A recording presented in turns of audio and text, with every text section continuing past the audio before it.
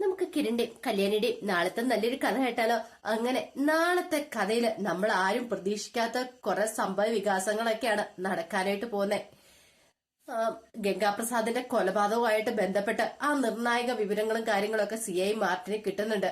അങ്ങനെ ആ കൊലയാളിയെ CI മാർട്ടിന് ഒടുവിൽ കണ്ടെത്തുവാണ്. അപ്പൊ അതിന്റെ കുറച്ച് നല്ല നല്ല കഥകളൊക്കെയാണ് നമ്മൾ കാണാൻ പോകുന്നത്. എന്താണെങ്കിലും ഇനിയിപ്പോ അധിക ദിവസമൊന്നും കാണത്തില്ല. കാരണം കഥ ഏകദേശം ക്ലൈമാക്സിനോട് അടുത്തോണ്ടിരിക്കുകയാണ്. അന്നേരം നമ്മൾ കണ്ടു ഒടുവില് കിരൺ ചന്ദ്രസേനെ കാണാനായിട്ട് ചെല്ലുന്നുണ്ട്. അങ്ങനെ കണ്ടു കഴിയുമ്പോഴാണ് കിരണ കാര്യങ്ങളൊക്കെ അറിയണേ. അച്ഛനാണ് തന്നെ രക്ഷിച്ചിരിക്കുന്നത്. ഒരുപക്ഷെ ഗംഗാപ്രസാദിന്റെ ബോഡി വീടിന്റെ ആ പറമ്പിൽ നിന്ന് കിട്ടുമായിരുന്നെങ്കിൽ തന്നെ അറസ്റ്റ് ചെയ്തുകൊണ്ട് പോയാനും. പക്ഷെ കൃത്യസമയത്ത് അച്ഛൻ വേണ്ട പോലെ തന്നെ ചെയ്തു. എന്നാലും അവയെ തലക്കടിച്ച് കൊലപ്പെടുത്തിയത് ആരാന്ന് മാത്രം അറിയില്ല. പിന്നീട് കിരൺ ഇതിനെക്കുറിച്ച് ചന്ദ്രസേനോട് ചോദിക്കുന്നുണ്ട്. അപ്പോഴേക്കും ചന്ദ്രസേനൻ പറഞ്ഞു, എടാ മോനെ, അങ്ങനെയൊന്നും ഞാൻ ചെയ്തിട്ടില്ലെന്ന് പറഞ്ഞു. ഇനിയിപ്പൊ ചെയ്തിട്ടുണ്ടെങ്കിൽ എനിക്ക് സമ്മതിക്കുന്നതിനും ബുദ്ധിമുട്ടൊന്നും ഇല്ലാന്ന് പറഞ്ഞു. പക്ഷെ എന്നാലും അതാരായിരിക്കും ചെയ്തേ എന്നൊരു ചിന്തയും കാര്യങ്ങളൊക്കെ കിരണിന്റെ മനസ്സിലും ഉണ്ടാവുന്നുണ്ട്. ചന്ദ്രസേനൻ ചിരിക്കുകയോ ചെയ്തത്. പിന്നീട് കിരൺ നേരെ ലക്ഷ്മി അമ്മയെ കാണാനായിട്ട് വരുന്നുണ്ട്. അങ്ങനെ ലക്ഷ്മി അമ്മയെ കണ്ട് സംസാരിക്കുന്ന സമയത്ത് ലക്ഷ്മി അമ്മയ്ക്കൊക്കെ നല്ല ടെൻഷനായിരുന്നു. ഒരുപക്ഷെ ഗംഗാപ്രസാദിന്റെ ബോഡി പറമ്പിൽ നിന്നെങ്ങാനും കിട്ടിയായിരുന്നെങ്കിലോ. പിന്നീട് കിരണിനോട് കാര്യങ്ങളൊക്കെ തിരക്കി കഴിയുമ്പോഴത്തേനും കിരൺ പറഞ്ഞു, ബോഡിയൊക്കെ കൃത്യസമയത്ത് തന്നെ അച്ഛൻ അവിടുന്ന് മാറ്റിയെന്ന് പറഞ്ഞു. അത് കേട്ടപ്പോ ലക്ഷ്മി അമ്മയ്ക്ക് ഒരു സമാധാനമായത്.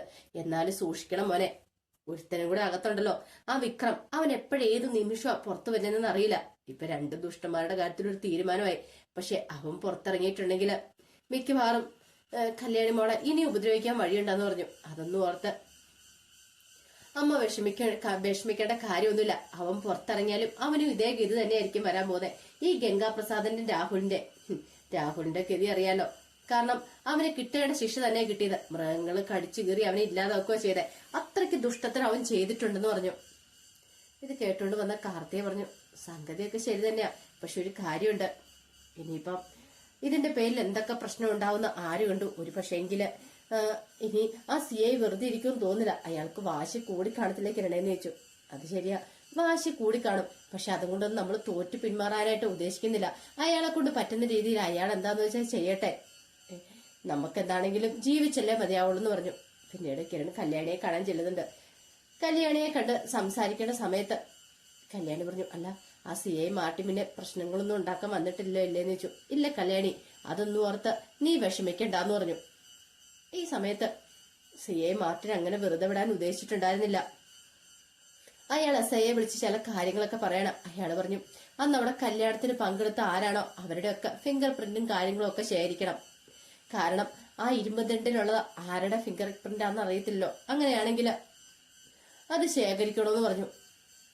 അത് കേട്ടുകഴിഞ്ഞപ്പം പറഞ്ഞു, ശരി ഞാൻ അങ്ങനെ ചെയ്യാൻ സാറേന്ന് പറഞ്ഞു. ഒടുവിൽ SI എന്ത് ചെയ്തു, ഓടി നടന്ന് എല്ലാവരുടെ ഫിംഗർ പ്രിന്റും കാര്യങ്ങളൊക്കെ കളക്ട് ചെയ്യുന്നുണ്ട്. അപ്പൊ കല്യാണത്തിന് കുറച്ച് ആൾക്കാർ മാത്രമല്ലേ ഉണ്ടായിരുന്നുള്ളൂ. അതുകൊണ്ട് കാര്യങ്ങളൊക്കെ കുറച്ചുകൂടി എളുപ്പമായിരുന്നു.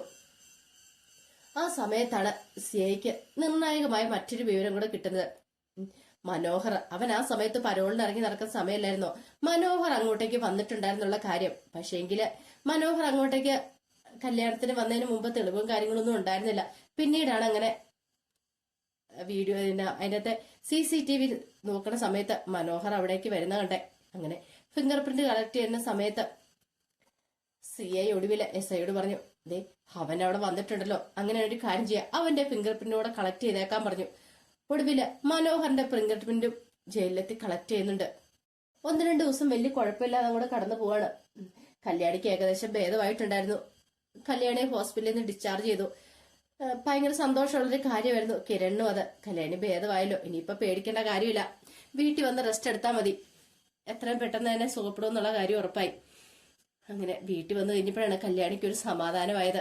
എന്നാലും കല്യാണി ഒരു ഭയം പിടികൂടിയിട്ടുണ്ടായിരുന്നു. ഇനിയിപ്പോ ആ CI എങ്ങാനും ഇനി വീണ്ടും അന്വേഷിച്ചു വരുവോ, ഇതിന്റെ പേരിൽ എന്തെങ്കിലും പ്രശ്നം ഉണ്ടാക്കുവോ. ഒന്നാമത്തെ കാര്യം രാഹുലിന്റെ കേസ്, പിന്നെ ഗംഗാപ്രസാദിന്റെ കേസ്. അയാള് വെറുതെ ഇരിക്കില്ലെന്നുള്ള കാര്യം ഉറപ്പാണ്. ഒടുവില് കല്യാണി കിരണിനോട് ഇതിനെക്കുറിച്ച് സംസാരിക്കുന്നുണ്ട്. കിരൺ പറഞ്ഞു, നീ വിഷമിക്കേണ്ട കല്യാണി, അങ്ങനെ ഒന്നും സംഭവിക്കാനൊന്നും പോകുന്നില്ല, ധൈര്യമായിട്ടിരിക്കുക. ഈ പറയുന്ന CI വിചാരിച്ചാലൊന്നും ഇനി ഒന്നും ചെയ്യാൻ പറ്റില്ലെന്ന് പറഞ്ഞു. എന്നാലും എനിക്ക് നല്ല പേടിയുണ്ട് കിരണേട്ടാ. എന്തിനാ പേടിക്കണേ, പിന്നെ വിക്രം ഒരുത്തനുണ്ടല്ലോ, അവൻ പുറത്തിറങ്ങിയിട്ടുണ്ടെങ്കിൽ അവന്റെ ഗതി ഇത് തന്നെ ആയിരിക്കും സംഭവിക്കാൻ പോകുന്നത്. എനിക്കറിയാം, നീയാണ് അവന്റെ ഏറ്റവും വലിയ ശത്രു. അവൻ പുറത്തിറങ്ങി പരോളിൽ ഇറങ്ങിയിട്ടുണ്ടെങ്കിൽ നിന്നെ ഇല്ലാതാക്കാനായിട്ട് അവൻ ഇങ്ങോട്ടേക്ക് വരും. എന്റെ അമ്മാവനും ഗംഗാപ്രസാദിനും ഉണ്ടാകുന്ന ഗതികേട് തന്നെ അവനും ഉണ്ടാവും. അവനെ ഞാൻ വെറുതെ വിടാൻ പോകുന്നില്ല. എത്ര നാളെന്ന് വെച്ചാൽ സഹിച്ചു ക്ഷമിച്ചു മുന്നോട്ട് പോകുന്നേ. എത്രയൊക്കെ നമ്മൾ സഹിച്ചു, നീ ഒന്ന് ആലോചിച്ച് നോക്കാൻ പറഞ്ഞു. പിന്നീട് കല്യാണിയോട് കിരൺ പഴയ ഓരോ കാര്യങ്ങൾ പറയാണ്. എല്ലാം കേട്ടുകഴിഞ്ഞപ്പോ കല്യാണി പറഞ്ഞു, ശരിയാ കിരണേട്ടാന്ന് പറഞ്ഞു. അപ്പോഴേക്കും കിരൺ പറഞ്ഞു, കുറെ ആയി സഹിക്കുന്നത്, ഇനി എന്നെ കൊണ്ട് സഹിക്കാൻ പറ്റില്ല എന്ന് പറഞ്ഞു. കാരണം ശത്രുക്കളെയൊക്കെ നിഗ്രഹിച്ചില്ലെങ്കിൽ നമ്മൾ സ്വസ്ഥതയോടെ സമാധാനത്തോടെ ജീവിക്കാൻ സമ്മതിക്കില്ല. ഈ പറയുന്ന രാഹുലിലാണെങ്കിലും കുറെ കാലം നമ്മള് അയാളെ വെറുതെ വിട്ടല്ലേ, അതിനോട് ക്ഷമിക്കുകയൊക്കെ ചെയ്തല്ലേ, എന്തേലും ആയി പോട്ടെ എന്ന് കരുതിയിട്ട്. അല്ലെങ്കിൽ അച്ഛനെയും അമ്മയെ അകറ്റിന്ന് അറിഞ്ഞ നിമിഷം തന്നെ അയാളെ തീർക്കേണ്ടതായിരുന്നു. പക്ഷെ അന്നൊന്നും ചെയ്തില്ല. അതൊക്കെ അയാൾക്ക് കിട്ടിയ ബോണസ് ആയിരുന്നു. പക്ഷെ അയാളത് വീണ്ടും ദുർവിനിയോഗിച്ചു. പുറത്തിറങ്ങി കഴിഞ്ഞിട്ട് നിന്നെ ഇല്ലാതാക്കാനല്ലേ ശ്രമിച്ചേ. അയാളെ പോലുള്ള ഒരുത്തനെയൊക്കെ തീർത്ത് കളയേണ്ട സമയം അതിക്രമിച്ചു കഴിഞ്ഞാന്ന് പറഞ്ഞു. അതെല്ലാം കേട്ട് കഴിഞ്ഞപ്പോ കല്യാണി പറഞ്ഞു, കിരേട്ടാ എന്നാലും എനിക്കൊരു ഭയമുണ്ടെന്ന് പറഞ്ഞു. പേടിക്കണ്ടെന്നൊക്കെ പറഞ്ഞുകൊണ്ട് കിരൺ സമാധാനിപ്പിക്കുന്നുണ്ട്. പിന്നീട് പിറ്റേ ദിവസമായി കഴിഞ്ഞപ്പം രതീഷും വേലും കൂടെ കിരണിനെ കാണാൻ വരുന്നുണ്ട്. കിരണിനോട് കാര്യങ്ങൾ സംസാരിക്കണം. ഫിംഗർ പ്രിന്റ് ഒക്കെ കളക്ട് ചെയ്തിട്ടുണ്ടല്ലോ, അപ്പൊ ആരായിരിക്കും ഇത് ചെയ്തത്? ഒരുപക്ഷെ നമ്മൾ അറിയത്തില്ലാത്ത മറ്റാരെങ്കിലും ആണോ? നമ്മളറിയാതെ ആരോ അവിടെ ഒരാൾ വന്നിട്ടുണ്ട്, അയാളായിരിക്കണം ഇത് ചെയ്തിരിക്കുന്നത്. അത് കേട്ടുകഴിഞ്ഞപ്പോ കിരൺ പറഞ്ഞു, അത് ശരിയാ, നമ്മളറിയാതെ ആരോ ഒരാളോടെ കടന്നു കൂടിയിട്ടുണ്ട്. പക്ഷെ അയാൾ അതിവിദഗ്ധമായിട്ട് കാര്യം നടത്തിയിട്ട് പോവുകയും ചെയ്തു. അതാണ് സംഭവിച്ചത്. ഒരു പക്ഷേങ്കില് ഈ ഫിംഗർ പ്രിന്റ് കളക്ട് ചെയ്ത് ചിലപ്പോ CI ആ സത്യങ്ങളൊക്കെ കണ്ടെത്തുമായിരിക്കും എന്ന് പറഞ്ഞു. അത് കേട്ടപ്പോ വേലു പറഞ്ഞു, അത് ശരിയാ, 1-2 ദിവസത്തിനുള്ളിൽ തന്നെ സത്യങ്ങളൊക്കെ അറിയാൻ പറ്റുമായിരിക്കും അല്ലേ. ആ CI മാറ്റം എന്താണെന്ന് വെറുതെ വിടുമെന്ന് തോന്നുന്നില്ല. ഇപ്പൊ അയാൾ അടങ്ങിയിരിക്കുക. ഇനി നമ്മുടെ കൂട്ടത്തിലുള്ള ആരെങ്കിലും ആണോ? കിരൺ സാറേ എന്ന് ചോദിച്ചു. നമ്മുടെ കൂട്ടത്തിലുള്ള ആരെങ്കിലും ആണെങ്കിൽ നമ്മൾ ആ കാര്യങ്ങളൊക്കെ അറിയണ്ടല്ലേന്ന് ചോദിച്ചു. അങ്ങനെ പിന്നീട് CIക്ക് ആ വിവരം കിട്ടുന്നുണ്ട്, ആ ഫിംഗർ പ്രിന്റിലുള്ള ആരുടെ വിരലടയാളം എന്നുള്ള കാര്യം. ഒടുവില് CI ജയിലിലേക്ക് ചെല്ലുവാണ്. ജയിലിലേക്ക് ചെന്ന് ജയിൽ സൂപ്രണ്ടിനെ കാണുന്നുണ്ട്. ജയിൽ സൂപ്രണ്ടിനെ കണ്ടിട്ട് പറഞ്ഞു, അതെ ഞങ്ങൾക്ക് മനോഹറിനെ ഒന്ന് കാണണമെന്ന് പറഞ്ഞു. മനോഹറിന് കാര്യം എന്താന്ന് ചോദിച്ചു. അല്ല, അവനെ ഒന്ന് കസ്റ്റഡി എടുത്ത് ഞങ്ങൾക്ക് ചോദ്യം ചെയ്യേണ്ടതുണ്ടെന്ന് പറഞ്ഞു. ചോദ്യം ചെയ്യാനോ? അതെ, അവൻ പരോളിൽ ഇറങ്ങിയതിന് ശേഷമാണ് ഗംഗാപ്രസാദിന്റെ കൊലപാതകം നടന്നിരിക്കുന്നത്. അതുമായിട്ട് ബന്ധപ്പെട്ട് ചില കാര്യങ്ങളൊക്കെ ഞങ്ങൾക്ക് അറിയേണ്ടതുണ്ടെന്ന് പറഞ്ഞു. അത് കേട്ടപ്പോ ജയിൽ സൂപ്രണ്ട് പറഞ്ഞു, ആയിക്കോട്ടെ എന്ന് പറഞ്ഞു. അങ്ങനെ മനോഹറിനെ വിളിപ്പിച്ചു. മനോഹറിനെ വിളിപ്പിച്ച് കഴിഞ്ഞ് മനോഹർ അങ്ങോട്ട് വന്നു കഴിഞ്ഞപ്പോ CI മനോഹറിന്റെ കാര്യങ്ങളൊക്കെ ചോദിക്കുന്നുണ്ട്. നീ എന്ന് കാർത്തിയുടെ ദിലീപിനെ കല്യാണത്തിന് പങ്കെടുത്തോന്നൊക്കെ ചോദിക്കുകയാണ്. ഒടുവില് മനോഹർ ഒന്നും മിണ്ടാതിരിക്കുക. നിന്നോടാ ചോദിച്ചേ, സത്യം പറയണമെന്ന് പറഞ്ഞു.